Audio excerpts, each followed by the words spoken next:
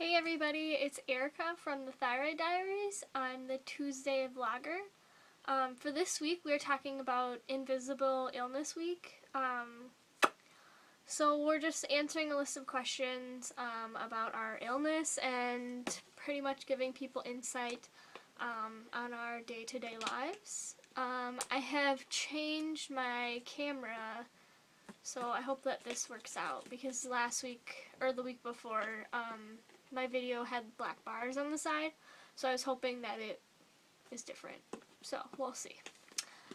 First question, the illness that I live with is Graves' disease and hypothyroidism. I was diagnosed in the year 2011, which was exactly a year ago. I found out September 2011, so yay, I survived 1 year. The biggest adjustment that I have made is pretty much stress management, diet, and exercise. Most people assume, I think that most people in my case assume, like my friends and family assume, that since I've had the radioactive iodine treatment that I feel better all the time, which I sometimes really don't feel better, but it is what it is. The hardest part about mornings are, I would have to agree with Liz on this one and say that waking up is the hardest part because, like she said, people have, with this disease, have insomnia and trouble sleeping. So, yeah, sleeping is pretty precious. My favorite medical TV show is, I'd have to say that ER was my favorite. That ended like a really long time ago, probably like 10 years ago. My new favorite one is Grey's Anatomy, which a new season starts in a couple of weeks, I think. A gadget that I couldn't live without is my iPhone, which is currently what I'm recording this video on right now. The hardest part about nights are, like we already discussed, getting to sleep, and I'd have to say being not stressed out, because I feel like once I lay down to go to sleep, I'll start thinking about 100 things that I have to do the next day, and then that just does not help with getting to sleep either. Each day I take 4 pills. I take 1 levothyroxine for my thyroid, 2 Zyrtec for my hives, and then 1 multivitamin. Regarding alternative treatments, I guess I wish I would have known what I know now, because I think that instead of the radioactive iodine treatment, I would have just got my thyroid removed. And in a lot of cases, I think that people should research their options before they decide. That's just my opinion. Regarding work and career, I am currently a university student studying art and child psychology in hopes to go to graduate school to become an art therapist. I basically just want to work with kids and do art. How fun is that? People would be surprised to know. Like Liz, I would have to say that even before I was sick, I suffered from depression and being diagnosed with Graves' disease and hypothyroidism. It got significantly worse.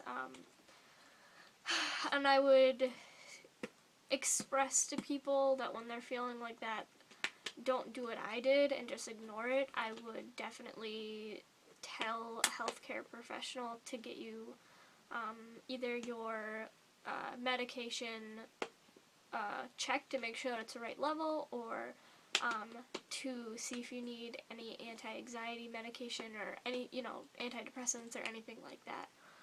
It's not something to definitely mess around with, but I'm feeling a lot better now, so. Let's see. The hardest thing to accept about my new reality is that probably that I'll have it for the rest of my life, I guess. Something that I never thought I could do with my illness, but that I have done, is running. Before I got sick, I was not overweight, so I never exercised. And then once I got sick, I'm like, well, I need to come up with a game plan of how I'm going to start feeling better, and losing weight was probably the biggest thing. And I feel like I mean, I really hate exercising, let's just be real.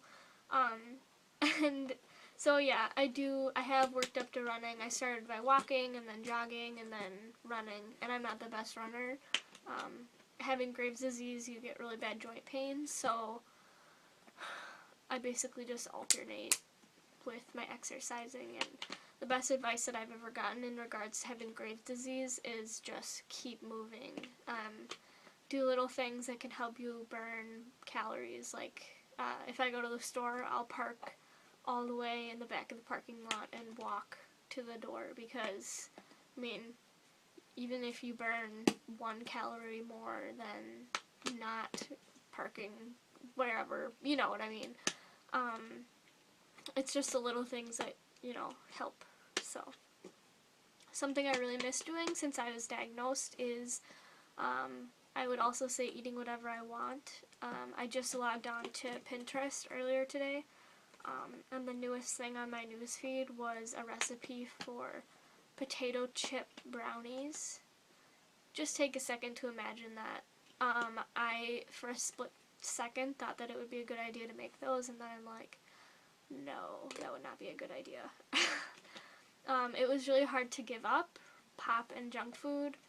I mean, it wasn't really that hard of a choice, but, I mean, I think once you stop eating those things, you start to feel a little bit better, I guess. A new hobby that I've taken up since being diagnosed is more exercising. That's a hobby, right? Crocheting. I learned how to crochet, and I guess I read a little bit more. I don't think that has to do with anything with my disease, but I have found a lot of authors that I like. So let's see. If I could one day if I could have one day of feeling normal again, I would. I guess I try not to stop myself from feeling like I'm not normal. Even though I'm not normal, I try not to make any excuses for myself, because I just don't, I guess.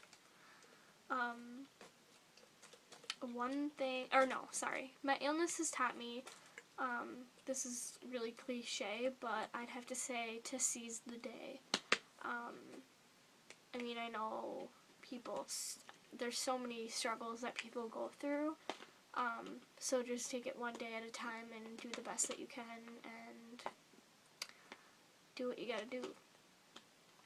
One thing that people say that gets under my skin is, can't you just get your thyroid taken out and then you'd be able to lose weight? No. First off, I've already had the radioactive iodine treatment, so my thyroid is not functioning.